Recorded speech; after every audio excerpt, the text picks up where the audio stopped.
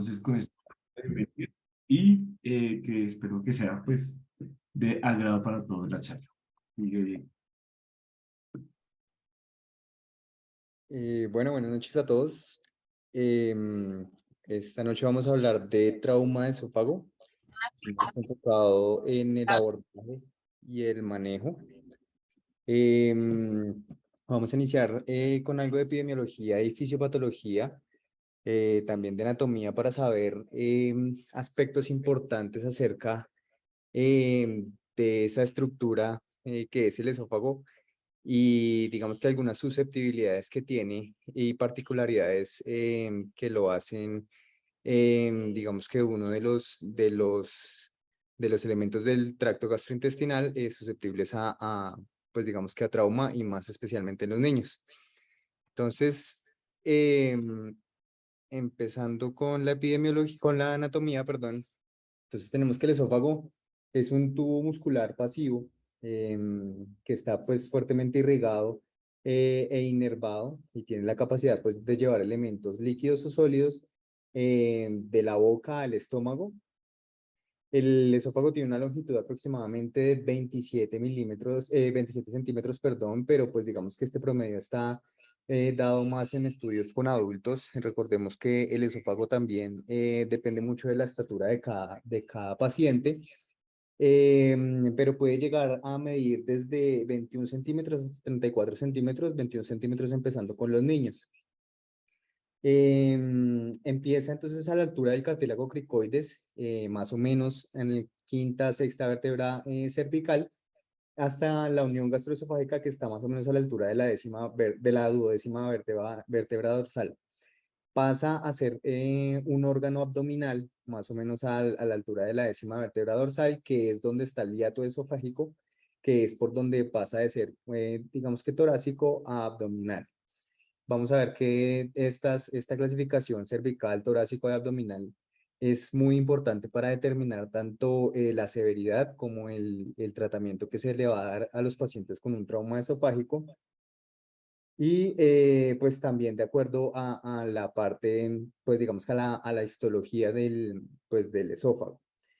Entonces, digamos que de las particularidades que les hablaba del esófago es que es el único órgano del tracto gastrointestinal que no tiene un meso ni tampoco tiene serosa. Eso lo hace susceptible a de pronto que sea un poquito más, digamos que más propenso a dañarse con cualquier, digamos elemento que lo corroa o digamos que cualquier elemento cortopunzante que lo toque.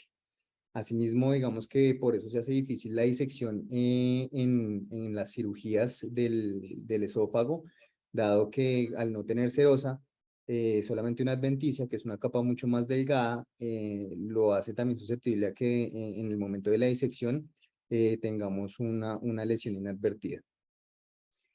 Entonces, ¿qué es importante? Pues digamos que de la histología como tal del esófago, entonces está compuesto por una mucosa, no submucosa, una muscular, que es una interna y una externa y una adventicia. La submucosa digamos que cumple un papel bastante importante porque es donde van a estar todos los plejos vasculares que digamos que lo hacen menos susceptible a una isquemia, porque pues como sabemos el esófago está solamente irrigado por las arterias tiroideas superiores e inferiores. Las superiores van a irrigar solamente la parte cervical en el esfínter esofágico superior, mientras que las inferiores sí todo el esófago cervical. En la parte torácica solamente está irrigado, pues digamos que por unas arterias que son traqueobronquiales y otras broncoesofágicas. Y hay una arteria que puede ser impar o par, que viene directamente de la aorta y es una arteria esofágica propia. En la parte abdominal está irrigada por la arteria gástrica izquierda y por el tronco, por la esplénica, que vienen del tronco celíaco, las dos, pero pues más, esa parte es más del cardias y pues de la parte de la línea Z, que pues no es mucha proporción. Em, Listo. Entonces, digamos que esos son aspectos importantes que hay que tener en cuenta en cuanto a la anatomía del esófago. Y ya más adelante nos vamos pues se van a dar cuenta por qué son importantes esos, digamos que esos puntos claves en cuanto al manejo y el abordaje. Entonces, en cuanto a la epidemiología, digamos que nos centramos en, cuando hablamos de trauma de esófago, hay varias causas por las que podemos tener una lesión esofágica. ¿Cuáles son esas causas? Más que todo, digamos que en la población pediátrica, más que un trauma cerrado, un trauma penetrante que no es muy frecuente y digamos que la epidemiología nos lo muestra, es más como por ingesta de cuerpos extraños, de cáusticos, inclusive las perforaciones espontáneas que se dan, como el síndrome de Borjev, pues del cual vamos a hablar más adelante, y las iatrogénicas, que también son bastante importantes en el momento de las dilataciones esofágicas, pues que es un procedimiento que se hace frecuente en la población pediátrica. Pero hablando un poquito de cada una de las causas y pues tanto de la fisiopatología como de la epidemiología, entonces empezamos con el trauma cerrado penetrante, que aunque es inusual, se puede presentar, digamos que en algunos casos. Pero ¿por qué es tan inusual? Porque digamos que la estructura como tal está muy bien protegida pues en el tórax, que es digamos que la parte más grande del esófago, por todo el mediastino medio y anterior. Pues, como sabemos, el mediastino está compuesto por una parte previsceral, la parte visceral o vascular, y la parte prevertebral, que es donde se encuentra alojado el esófago. Y pues como les mencioné anteriormente, pues está muy bien protegido, entonces es muy poco frecuente que por un trauma cerrado o penetrante, pues vayamos a tener alguna lesión de esta estructura. Cuando se presentan este tipo de lesiones, digamos que las lesiones más importantes o las que vamos a tener prioridad son las lesiones vasculares, que sí son frecuentemente asociadas a los traumas de esófago, ya sean cerrados o penetrantes. Entonces, muchas veces el tratamiento se da más que todo es a los pacientes que están traumatizados en cuanto a la parte vascular, y el esófago se deja, digamos que en un segundo plano o tercer plano, que pues esa es la razón por la que digamos que está subdiagnosticado, y pues generalmente estos pacientes pues no sobreviven al trauma. Sin embargo, hay que tener varias cosas en cuenta en el momento de un trauma de estos, y es el tiempo que se demore en el diagnóstico, el grado del trauma y la localización del trauma, ya sea cervical, torácico o abdominal. En cuanto a la epidemiología, se dice que se presenta en 3.1 casos por 1 millón de habitantes al año. Estos son estadísticas de Estados Unidos, que digamos que son las estadísticas más precisas, pues como en toda la literatura que encontramos pues a nivel mundial. Y digamos que la literatura más, digamos que la que más encontramos son síndromes de Mallory-Weiss y Borjev, que son, digamos que traumas espontáneos, que son aproximadamente el 15%, y que van a presentar una triada que la conocen como la triada de Mackler. ¿A qué se refiere esto? A que los pacientes presentan vómito, dolor de pecho y enfisema subcutáneo, pero pues digamos que como todas las triadas no es en toda la población que presenta traumas esofágicos, sino es más aproximadamente en el 50% de los pacientes. Digamos que otro factor que es importante es la ingesta de cuerpos extraños, que sí se presenta más frecuentemente en los niños. El primer reporte que se dio de ingesta de cuerpos extraños y lesión esofágica fue en 1692, que fue en el príncipe de la corona de Brandeburgo, Frederick Will, que es el que vemos aquí en la foto, que a la edad de 4 años pues se tragó una hebilla de un zapato. Afortunadamente, digamos que se logró sacar en ese momento y dar un manejo que pues en ese momento no era quirúrgico, pero pues sobrevivió al trauma esofágico. Desde ahí para adelante se empezó a estudiar, digamos que las causas y la fisiopatología de los traumas esofágicos por ingesta de cuerpos extraños. Se dice que, pues, según el National Poison Data System, más de 110,000 pacientes hacen una ingesta de cuerpos extraños en Estados Unidos. Esto fue una estadística que se dio en el 2011, y el 85% de estos pacientes son en la edad pediátrica, que pues es una cantidad importante y pues hay que tenerlo en cuenta.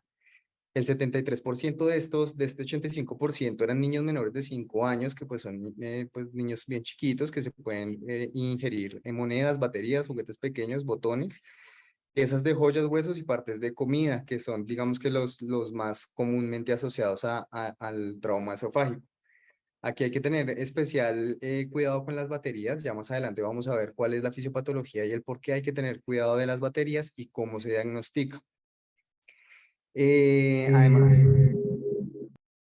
hay muchas malformaciones que están asociadas a una susceptibilidad mayor a tener traumas esofágicos, como son las acalasias, las dismotilidades, las esofagitis, como las esofagitis eosinofílicas. Sabemos que son esófagos que son muy sensibles a tener cualquier daño, ya sea por un cuerpo extraño o ya sea por una endoscopia o iatrogénicamente, o malformaciones congénitas que pueden predisponer a objetos extraños que se estancan, ya sean por estenosis esofágicas en los niños. Los objetos extraños se impactan dentro del tejido esofágico y generan una perforación, pues digamos que más grande. Otra causa importante de un trauma esofágico son los pacientes que tienen ingestas de cáusticos. Aquí la asociación de la American Association of Poison Control Center en el 2014 reportó 1 millón de exposiciones a sustancias extrañas en niños menores a 5 años. Esto fue, digamos que aproximadamente el 50% de los casos. Pues en la edad pediátrica ya, digamos que en los mayores eran intentos de suicidio, pero en los niños era más que todo accidental, con una relación de 1.3 a 1 más en niños que en niñas. Y se vio que la relación de esto era más asociado a las sustancias que son alcalinas que a las ácidas. Pues porque más a las alcalinas que a las ácidas, porque en las ácidas, como el sabor de la sustancia es un poquito más ácido, las ingestas eran mucho menores que en las sustancias alcalinas, que de pronto no tienen sabor y tampoco, también son incoloras. Entonces digamos que la ingesta accidental en los niños es muchísimo más frecuente en los álcalis que en los ácidos. ¿Y por qué se da, digamos que todo ese trauma esofágico en los álcalis?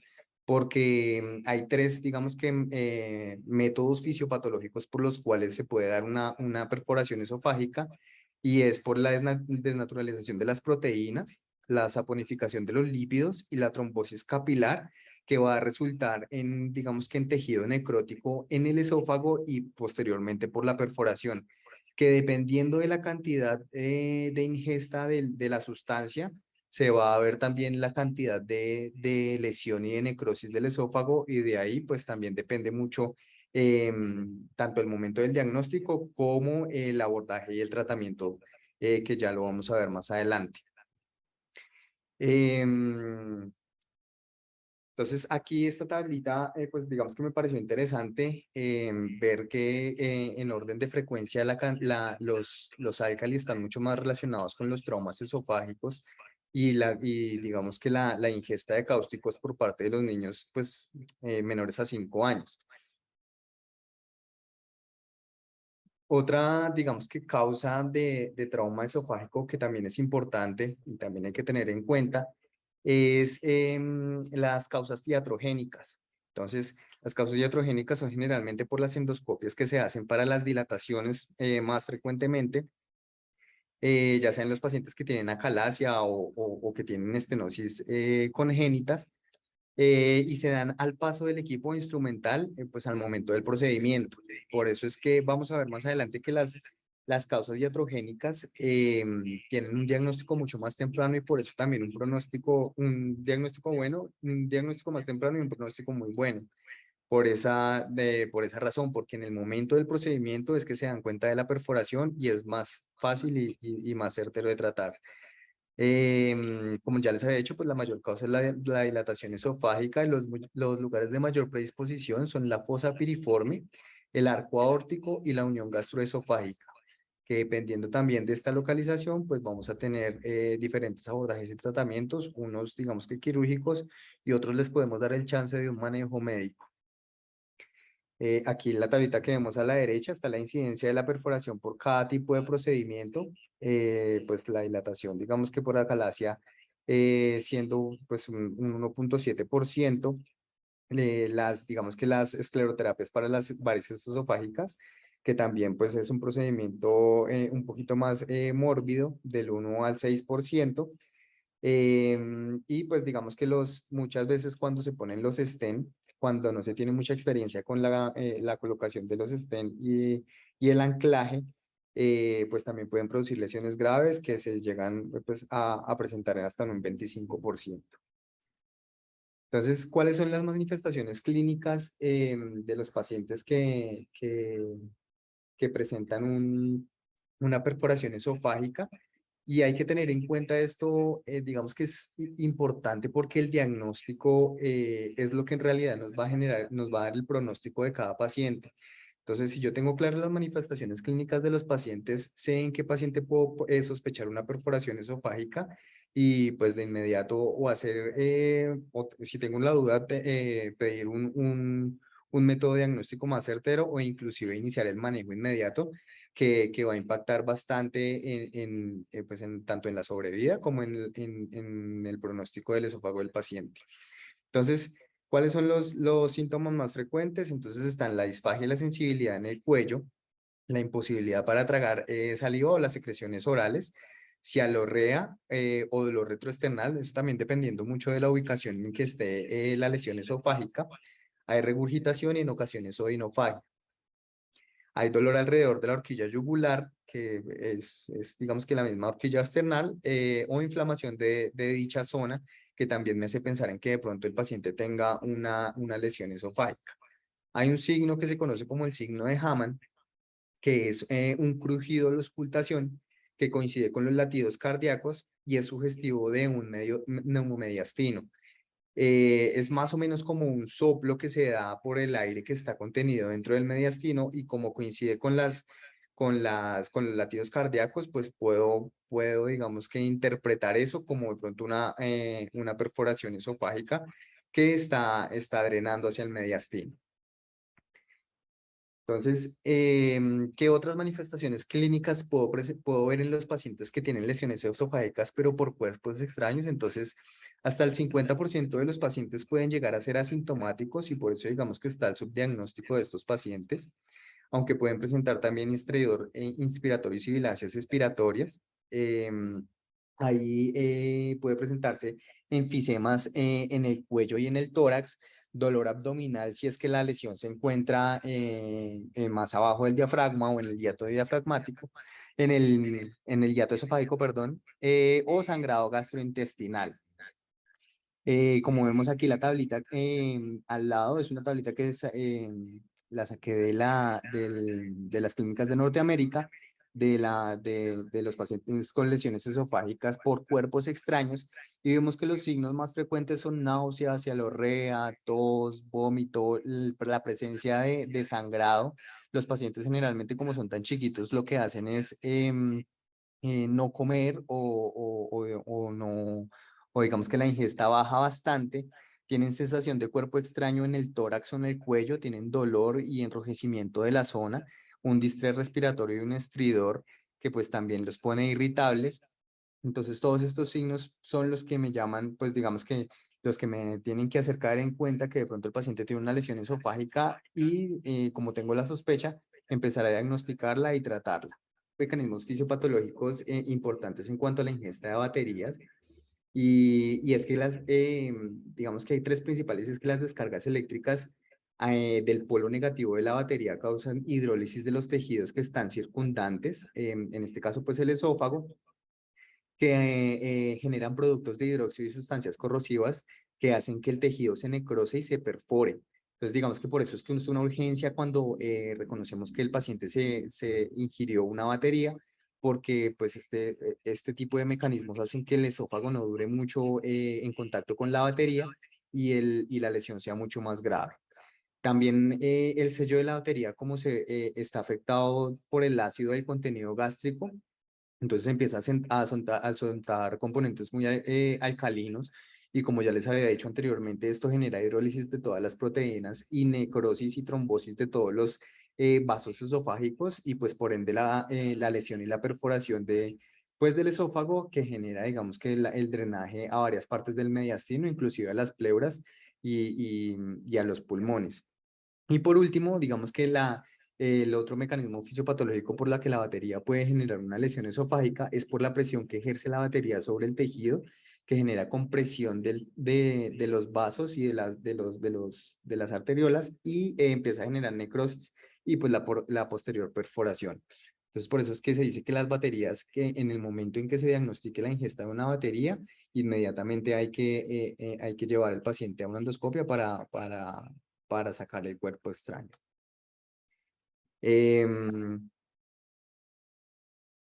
Aquí, entonces, en cuanto a la ingesta de cáusticos, las manifestaciones clínicas que se presentan es que hay vómito, disfagia, cefalorrea, dolor abdominal. Eso depende mucho de la cantidad de la sustancia que haya ingerido el paciente. Sin embargo, se ha visto en los últimos estudios que no hay mucha relación entre los síntomas y la gravedad de la lesión. Inclusive los pacientes que generan más síntomas son los pacientes que vamos a ver que están clasificados en la tabla de Sargard entre grado 0 y 1, 0 y 1, que son los pacientes que tienen solamente edema y eritema a nivel de la mucosa del esófago y son los pacientes más sintomáticos. Sin embargo, sí se ha visto que los pacientes que entre 2A y 2B para adelante son pacientes que generalmente no presentan síntomas, no tienen ni siquiera dolor, pero en el momento del diagnóstico y de las imágenes, pues digamos que las imágenes son catastróficas. Entonces, ¿qué genera en estos pacientes y qué me hace sospechar que de pronto sí tiene una lesión esofágica por cáusticos? Más que todo las quemaduras de la boca y la leucoplasia, que sí se vieron relacionadas en los pacientes que tienen lesiones esofágicas. Y más o menos el 80% de los pacientes que presentan ingesta de cáusticos, pues presentan lesiones esofágicas. Sin embargo, pues aproximadamente un 33% de estos pacientes que presentan lesiones son lesiones significativas y que requieren generalmente un tratamiento más avanzado. Esta tabla que vemos a la derecha es una tabla en donde se clasifican endoscópicamente los pacientes de acuerdo a la severidad de la lesión. Entonces vemos que un grado 0 es una lesión que no se identifica, seguramente es una lesión que no tiene mucha repercusión. Un grado 1 es edema, eritema de la mucosa. Un grado 2A es no circunferencial, pero con una ulceración superficial que tiene como placas blanquecinas o una hemorragia que está, pues digamos que está controlada. Una 2B es circunferencial, una lesión que rodea completamente el esófago y tiene ulceraciones profundas con las mismas características, pues digamos que de la 2A. La 3A son parches de necrosis pequeños que ya se ven en toda la mucosa del esófago y generalmente estos parches de necrosis empiezan a aumentar y pues genera la perforación posterior. El grado 3B es una necrosis circunferencial ya extensa, que es una lesión pues bastante grave, y ya el 4 vemos es ya la perforación como tal. Inclusive se alcanza a ver la salida del contenido del esófago pues a la parte extraluminal. En cuanto al diagnóstico, pues digamos que se tienen en cuenta varios aspectos. El primero de ellos, pues se puede tomar unos estudios de laboratorio, empezando por un recuento de leucocitos, que se van a ver aumentados y van a tener generalmente una desviación a la izquierda. Además de eso, vemos que los pacientes van a tener un descenso en la oxigenación en cuanto a los gases arteriales. Esto es debido a la reacción de extravasación del contenido esofágico hacia las pleuras, hacia los pulmones, lo que afecta tanto la mecánica ventilatoria como la ventilación de los pacientes, y eso da como resultado, pues digamos que un descenso en la oxigenación arterial. Además de eso, pues también la acidosis que se presenta en estos pacientes, inclusive ya en los pacientes sépticos, el ácido láctico empieza a aumentar y pues vamos a tener como resultado una acidosis metabólica que también se puede, pues digamos que se puede ver en estos pacientes. Muchos de ellos también tienen alteración a nivel de los electrolitos por la hemoconcentración o digamos que por los vómitos que presentan estos pacientes, que también pues se va a ver alterado. En cuanto a la radiografía de tórax, pues digamos que es una muy buena herramienta para detectar pacientes que tengan sospecha de trauma esofágico. Ya vamos a ver más adelante algunos de los signos que se ven pues en la radiografía de tórax simple. Sin embargo, se ha visto que el rendimiento de esta radiografía se ve pues mucho mejor cuando se pone un medio de contraste pues, para ver las vías digestivas. Entonces, las vías digestivas tienen aproximadamente una sensibilidad del 60 al 80%, eso dependiendo de, pues digamos, del grado de la lesión. Pero pues digamos que tiene un rendimiento bueno para hacer un examen que pues tengo en 15 minutos. Se ve también que la endoscopia tiene una sensibilidad del 100% y una especificidad del 83%, pero se recomienda más que todo es en la ingesta de cáusticos. Sin embargo, se tiene que tener en cuenta que no se hace inmediato en el momento de la ingesta ni el del diagnóstico, sino se tiene que hacer por lo menos en las 12 a 24 horas posteriores para no generar una lesión mucho mayor en estos pacientes. Aquí pues digamos que también juega un papel importante el TAC de tórax. Inclusive muchos de los estudios recomiendan que el TAC de tórax debe hacerse primero contrastado y segundo con gastrografín, que es digamos que el medio de contraste con el cual vamos a ver si la integridad intraluminal del esófago y pues si tiene extravasación, pues obviamente vamos a ver el lugar en donde está la lesión. Entonces, en cuanto a la radiografía de tórax, como les había dicho, aquí son los signos, digamos que más sensibles que se ven en la radiografía de tórax, que con ellos podemos diagnosticar aproximadamente el 90% de los casos, según una serie que se vio en el 2009, y es con el signo de la V, que es el aire en la línea como en mi diafragma izquierdo, como en el aspecto medial, y el borde mediastínico inferior izquierdo, como vemos aquí en la figura 1A. Y ese es un signo mucho más, digamos que es más temprano que otros signos que podemos ver en las radiografías. Y un signo más tardío es el derrame pleural izquierdo, el hidroneumotórax, niveles aéreos del mediastino o el neumotórax.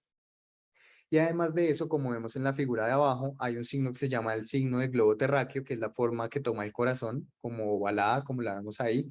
Y eso es secundario a la compresión que hace el neumomediastino hacia el corazón, lo que lo hace aplanar un poco y vemos el corazón mucho más ovalado de lo normal. Esta radiografía me pareció importante porque es una de las formas con las cuales podemos diferenciar la ingesta de una moneda a una batería. Como les digo, pues la ingesta de las baterías hay que tenerlas siempre presentes y digamos que un diagnóstico muy temprano. Y es que se ve un halo claro alrededor pues de la batería, que es como lo diferenciamos de una moneda. Sin embargo, en muchas de las series y los estudios que se han hecho en cuanto al trauma esofágico, se dice que el gol estándar o el medio más certero para poder diagnosticar una perforación esofágica o una lesión esofágica es la tomografía con contraste. Que pues se puede o no asociar a un esofagograma con contraste oral, como ya les había dicho, que mejora muchísimo la sensibilidad y la especificidad en los pacientes con traumas esofágicos. Para la perforación esofágica tiene una sensibilidad aproximadamente del 92 al 100%, eso depende, digamos que de la calidad con el que se tome la tomografía y el tomógrafo con el que se tome. Sin embargo, pues también es importante descartar en el momento en que sospecho una lesión esofágica, descartar otras entidades como es una disección aórtica, un neumotórax, una pancreatitis, una úlcera péptica perforada, que son diagnósticos diferenciales. Aquí en la tabla que vemos en la derecha se ve la tomografía, la sensibilidad y la especificidad que tiene con contraste oral o con contraste oral más el esofagograma. Como vemos, la sensibilidad pues sigue siendo del 100%, pero la especificidad se cambia bastante, siendo solamente con contraste IV del 54% y con el esofagograma del 79%. Aquí lo que quería mostrar en una imagen, este es un paciente con un trauma esofágico torácico a nivel posterior, lo cual genera, digamos que un derrame posterior izquierdo, como vemos ahí esa colección, lo cual pues nos hace pensar en una lesión esofágica y además en el corte coronal vemos como todo el tejido esofágico está totalmente engrosado y se ve todo, digamos que la salida del medio de contraste a nivel del hemitórax izquierdo. Esta es otra imagen en donde se ve una fluoroscopia de un esófago perforado. Tiene tanto salida del contraste a nivel de las pleuras derecha e izquierda y es una imagen típica de la lesión esofágica pues en un paciente pediátrico. Hay unas escalas que se han propuesto para la severidad de los traumas esofágicos. Esta escala se propuso en Pittsburgh en el 2009 en Estados Unidos. E inicialmente se propuso para establecer un método, pues digamos que un tratamiento más agudo en los pacientes.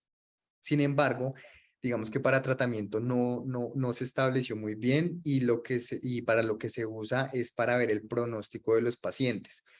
Entonces, ¿qué variables tienen en cuenta para la escala de severidad? Tienen en cuenta la edad, los signos vitales del paciente en ese momento, los laboratorios, si ha tenido fiebre o no, el distrés respiratorio, la hipotensión y si está relacionado con algún otro, digamos que alguna otra comorbilidad como una acalasia o una malignidad del esófago. Entonces se vio en el estudio en que se estableció esta escala que los puntajes menores a 3.3, todos los pacientes sobrevivieron. Sin embargo, los puntajes que fueron mayores a 6.5, los pacientes murieron en un plazo de 2 años.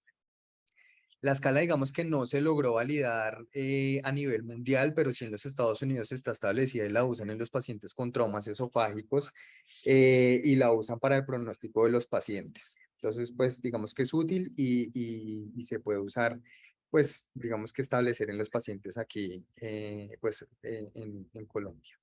Entonces vamos a hablar ya del abordaje y el manejo de los pacientes con traumas esofágicos. Entonces, ¿de qué va a depender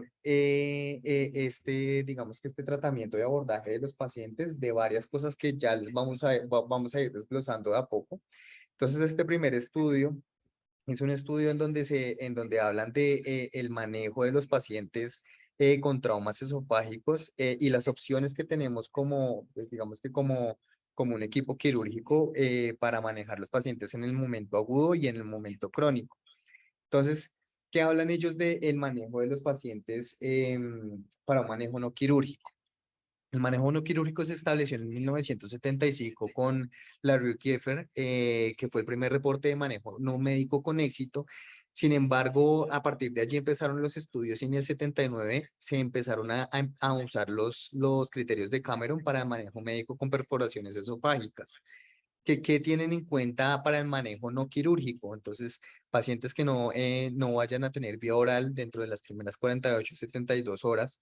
Además de eso, que tengan un cubrimiento antibiótico entre 7 y 14 días y nutrición parenteral total.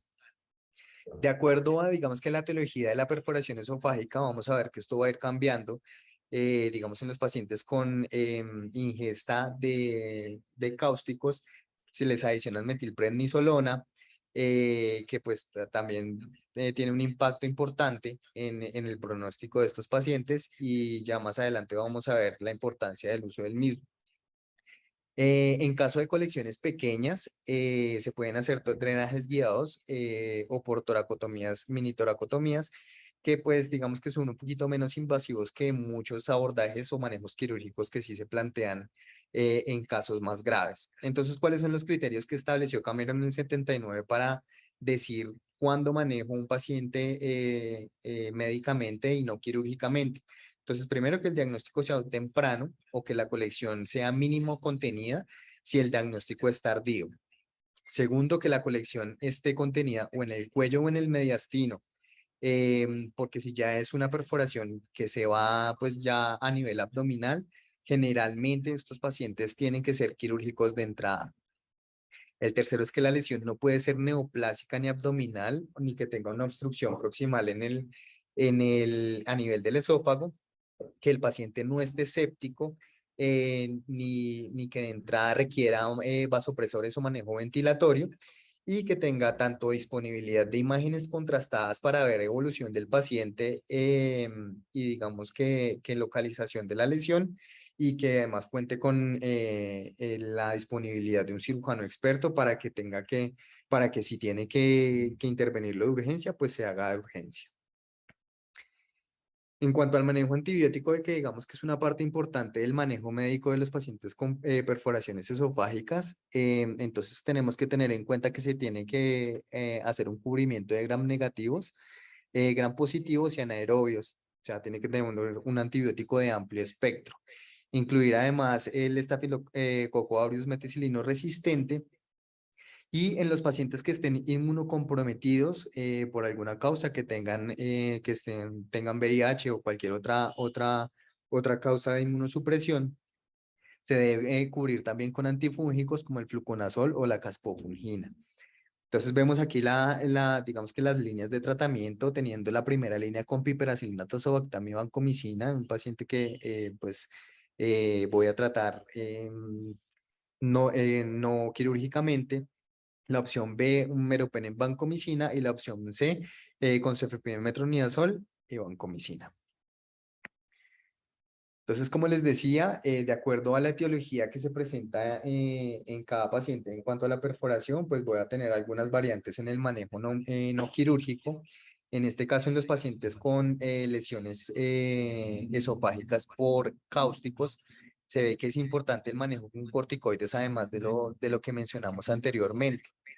Entonces, este es el primer estudio que se hace y se publica. Es un ensayo clínico del 2014 que se publicó en el Pediatrics, donde querían ver el efecto de los corticoides en pacientes que se quemaron con cáusticos y el efecto que tenía con las estenosis posteriores. Entonces, se tomaron 83 pacientes con quemaduras en Sargar 3B o mayores, a los cuales 42 se les dio manejo médico y manejo sin prednisolona, y a 41 se les dio manejo con prednisolona. La prednisolona, la metilprednisolona se va a dosis altas. Las dosis estaban a 1 gramo por área de superficie corporal día por 3 días y se llevaron a controles con esofagograma y endoscopia, pues estos pacientes. Entonces, ¿qué se vio? Se vio que, como vemos acá, los rangos de estenosis posquemadura de los pacientes era mucho menor en los que se llevaron al grupo estudio, que fue el grupo que recibió metilprednisolona. ¿Sí? Como vemos acá, los signos clínicos eran mucho menores en los pacientes que recibieron metilprednisolona, al igual los grados de estenosis y lesión en los controles que se hicieron con las vías digestivas. Esto con una P significativa que estaba en el 0.04, pues que vemos que es bastante importante.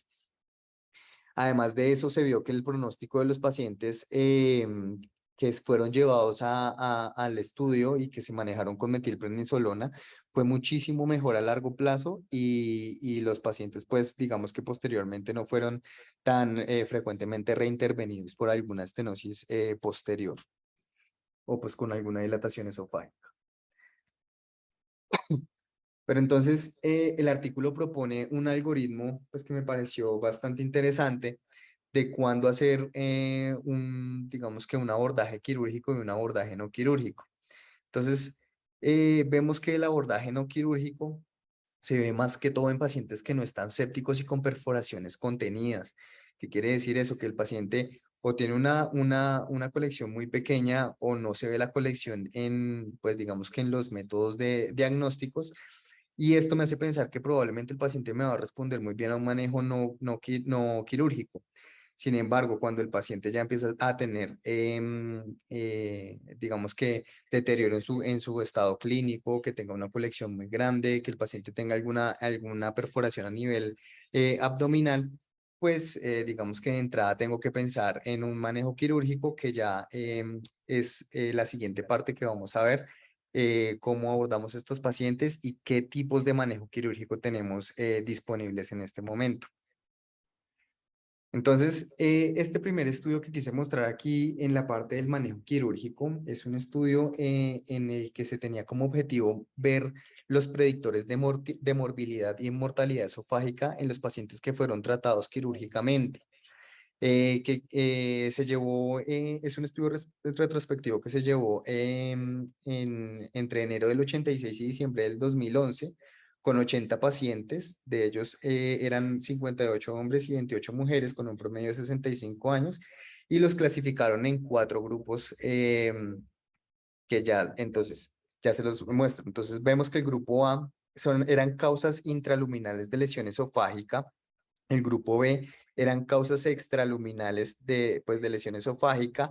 El grupo C son perforaciones espontáneas, más que todo por síndromes de Borjev, que es aumento de la presión del esófago y posterior, digamos que rasgaduras en el tejido esofágico, lo cual generaba perforaciones secundarias. Y el grupo D eran perforaciones que eran secundarias a pacientes, con pacientes que tenían comorbilidades, pues digamos, importantes. Entonces, ¿qué es importante tener acá? Y hay varias cosas, digamos, que a tener en cuenta. Y es que es importante diferenciar los grupos A y D, que digamos que son los más significativos, en los que como vemos acá, el diagnóstico del grupo A fue mucho más temprano que los diagnósticos del grupo B. ¿Y en qué impacta eso? En que al hacer un tratamiento mucho más temprano, el pronóstico de los pacientes mejoraba bastante. Más o menos se vio que en el grupo D el retraso del diagnóstico fue aproximadamente de 34 horas en promedio, lo cual pues hacía que a largo plazo los pacientes tuvieran, digamos que un desenlace mucho peor que los pacientes del grupo A. Además de eso, el inicio de la terapia antibiótica en los pacientes con diagnóstico temprano se hacía mucho más rápido. Quiere decir que los pacientes en una etapa aguda no estaban sépticos y se podían manejar muchísimo mejor en caso de que requirieran alguna intervención quirúrgica. La estancia hospitalaria también se vio que era significativa entre el grupo de pacientes y mucho más significativa en los pacientes que fueron llevados a tratamiento mucho más, pues digamos que más temprano que los pacientes que se retrasaron en este tratamiento. Entonces, en esta otra tabla, digamos que lo que vemos es una diferencia estadísticamente significativa entre los retrasos de los tiempos, que digamos que el estudio concluye que es el factor pronóstico más importante, ¿sí? Ellos toman como un diagnóstico de un tratamiento temprano menor a 24 horas y un tratamiento retrasado mayor a 24 horas, que es el tiempo en el que se vio que los pacientes tenían pues mayor afectación en cuanto al tejido esofágico. Y que concluyen ellos que pues se deben implementar estrategias para un pronto diagnóstico e inicio de una terapia temprana lo más mínimamente invasivo posible, pues para tener digamos que mejor control de los pacientes. Entonces, a partir de digamos que de estos factores pronósticos se hicieron varios estudios pues de ellos, digamos que este es uno de los más importantes porque eran pacientes que eran admitidos solamente en UCI y fue un estudio retrospectivo que se hizo entre enero del 2006 y enero del 2008 con 27 admisiones a UCI con rupturas esofágicas, 24 espontáneas y 3 iatrogénicas, con una edad media de 65 años. ¿Y qué vieron ellos?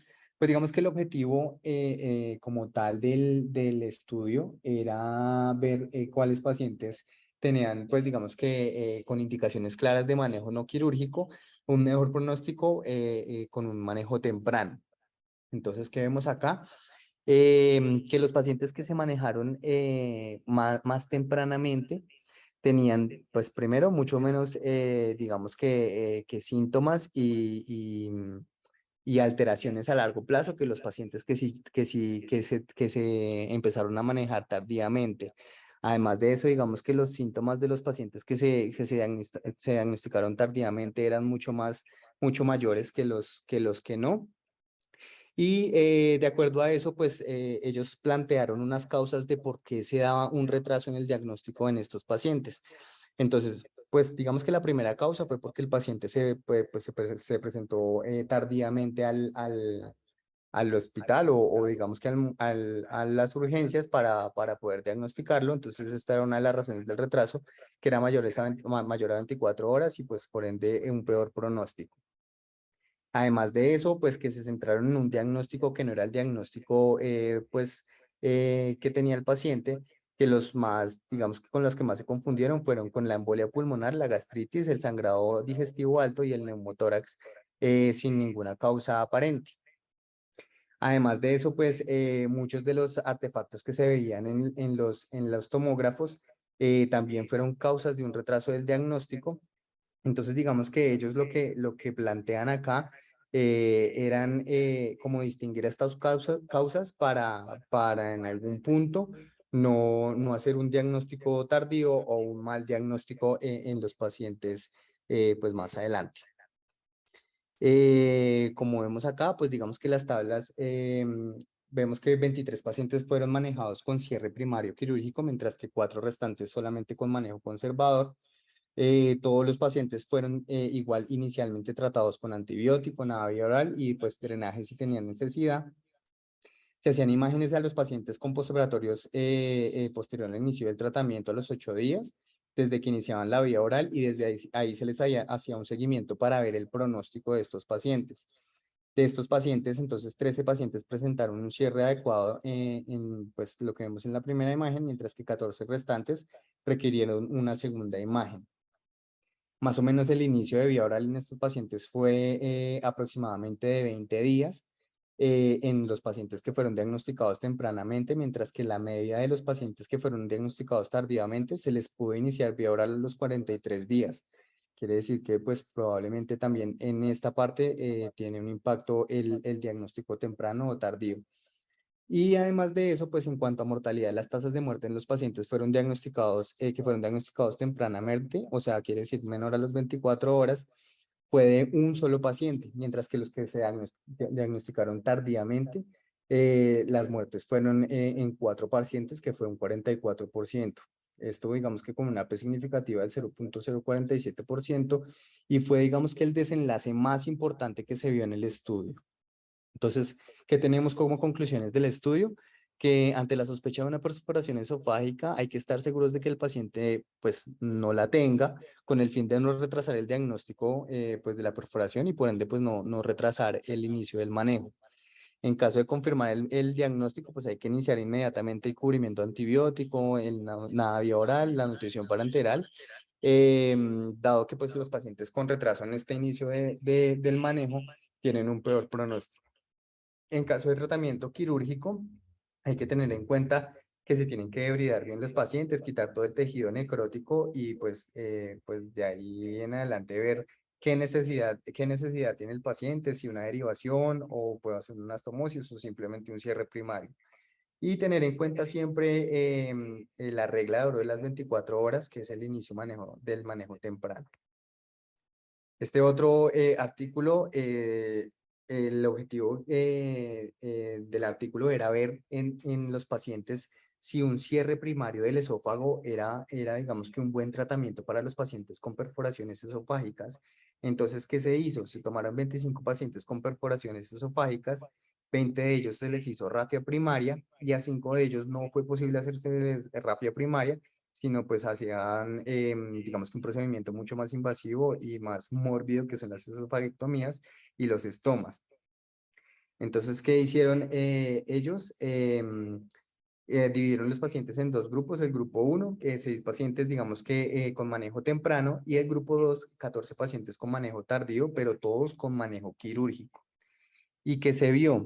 Entonces, en el grupo 1, pues digamos que en cuanto a las características de los pacientes y las causas de las lesiones, pues eran, como vemos, los pacientes que fueron iatrogénicos, fueron los que más tempranamente se diagnosticaron, como les había dicho previamente, y obviamente los que más tempranamente se llevaron a tratamiento, mientras que los pacientes con otras causas que no eran iatrogénicas, como las perforaciones espontáneas o los cuerpos extraños, sí se llevaron, digamos que el diagnóstico fue un poquito más tardío y por ende, pues digamos que el tratamiento mayor a 24 horas.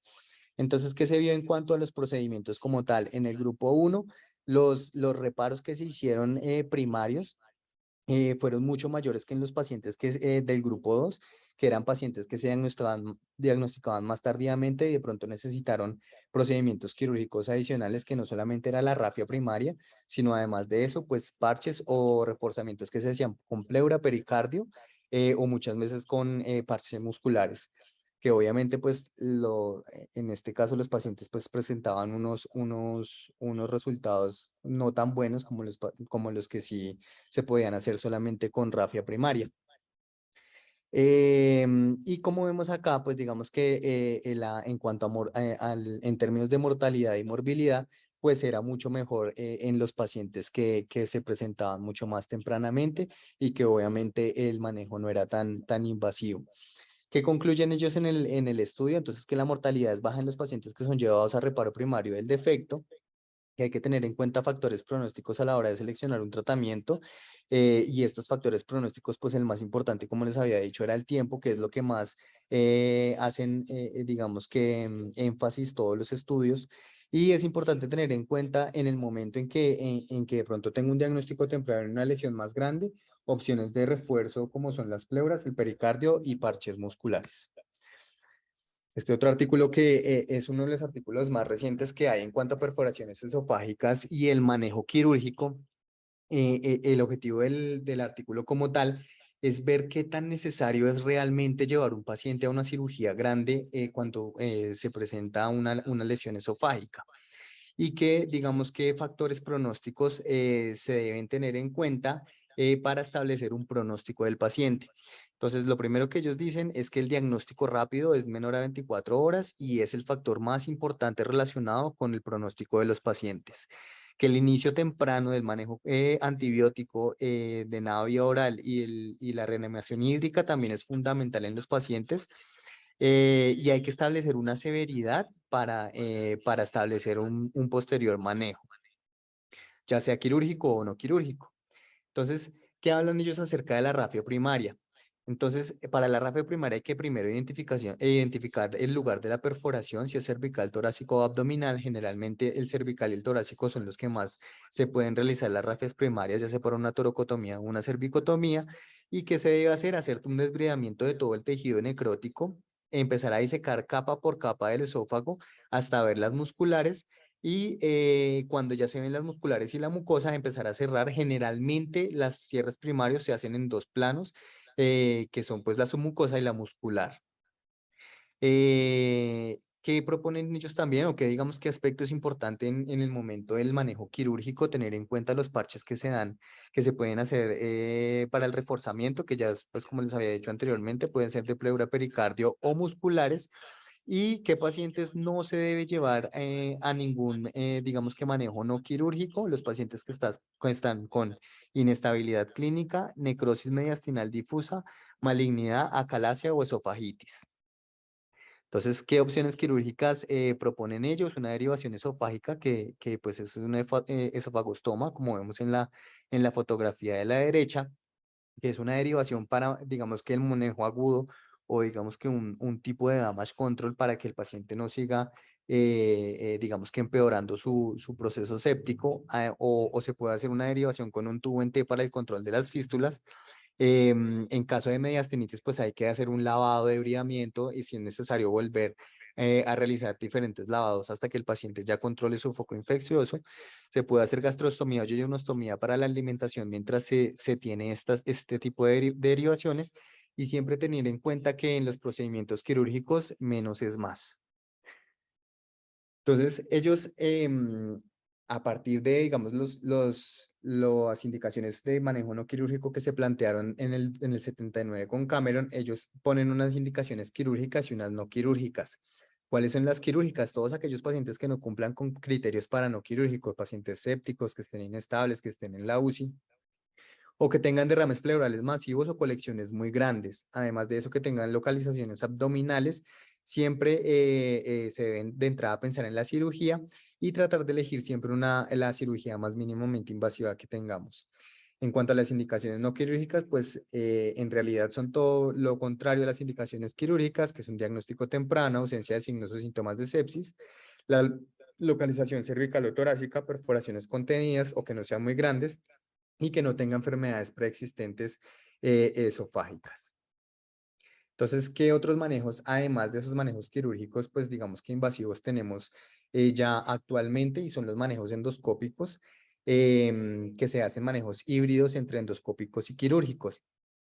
Se pueden hacer también colocaciones de stent que se ponen, digamos que en pacientes que no tengan una lesión mayor a 6 centímetros, pues según digamos que reportan la mayoría de estudios que se han hecho con este tipo de procedimientos.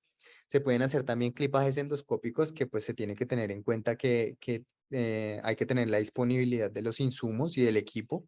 Una terapia VAC que se hace intraluminal con las esponjas dentro del esófago o intracavitarias si es que tiene una cavidad el esófago. ¿Esto con qué fin? Con, pues digamos que el fin de llevar a los pacientes a una mayor cantidad de tejido de granulación, que tengan una mejor, digamos que una neovascularización mucho mejor, y pues con eso hacer que el cierre del esófago sea mucho más rápido y de mejor calidad. Aquí como vemos, pues digamos que en estas imágenes, lo que vemos a la izquierda es la implantación de un stent. Sin embargo, también hay que tener en cuenta que muchos de estos procedimientos tienen complicaciones pues asociadas al procedimiento como tal. Y es que pueden tener malposición o migración de los stent o que el esófago se perfore por una penetración del stent a todo el tejido esofágico. Entonces, aquí vemos a la izquierda la implantación del stent y a la derecha el esofagograma con el stent ya cubierto, que pues digamos que son buenos resultados en centros en donde tienen digamos que la experiencia y los equipos para este tipo de manejos. Estos son las suturas que se usan endoscópicas para hacer las rafias de los esófagos endoscópicos, que pues digamos que también es una buena opción. Sin embargo, pues hay que tener en cuenta que se tiene que tener la experiencia y los equipos necesarios. Y ya como conclusiones de la charla, entonces pues las perforaciones esofágicas es poco común, pero pues en caso de presentarse el diagnóstico debe hacerse rápido y asimismo el inicio del manejo, ya sea quirúrgico o no quirúrgico, teniendo en cuenta que un manejo temprano debe hacerse menor a las 24 horas de ingreso del paciente. Tener en cuenta pues los criterios de Cameron y los criterios que se establecieron en el 2018 con los que ya les había dicho de manejo quirúrgico versus no quirúrgico y establecer qué paciente se beneficia de cada uno de ellos. Siempre iniciar la reanimación hídrica, el cubrimiento antibiótico, nada viral y la nutrición parenteral dependiendo de cada paciente y la etiología. En caso de los cáusticos, pues iniciar también con el corticoide y siempre tener en cuenta el manejo quirúrgico y endoscópico según la experiencia y la disponibilidad de los equipos. Muchas gracias. Bueno, muchísimas gracias a Diego por la excelente charla. Pues, fue muy buena en el momento de hablar de los aspectos, digamos, básicos del esófago y cómo es el abordaje cuando nos enfrentamos a un trauma a nivel de esófago y con los diferentes mecanismos del trauma. No sé si alguien más quiere opinar algo adicional o tengo una duda o alguna duda. Diego, Diego, muchas gracias. Creo que lo primero que uno debe pensar o debe tratar de hacer en las lesiones esofágicas es identificarlas rápidamente. Afortunadamente en pediatría nosotros no tenemos tanta lesión de origen traumática, es decir, bala, cerrado o por arma blanca como sí las que mencionó Diego, que son las que se dan después de las dilataciones, o pacientes con acalasia, o pacientes con quemaduras. Entonces, en esos casos, lo más importante es saberlas identificar para poderlas manejar, porque el manejo cambia radicalmente si yo identifico la lesión en este momento o la identifico una semana después cuando ya tiene mediastinitis el paciente, el manejo cambia totalmente. Entonces creo que es importante y clave eh, tratar de identificar las lesiones eh, prematuramente. Obviamente en el trauma en el tiro, las otras cosas, ya es un manejo diferente porque pues uno no va a poder hacer unos reparos primarios ni nada, pero, eh, pero creo que sí es también identificar las lesiones. Muchas gracias, Diego. Bueno, profe, muchas gracias a usted.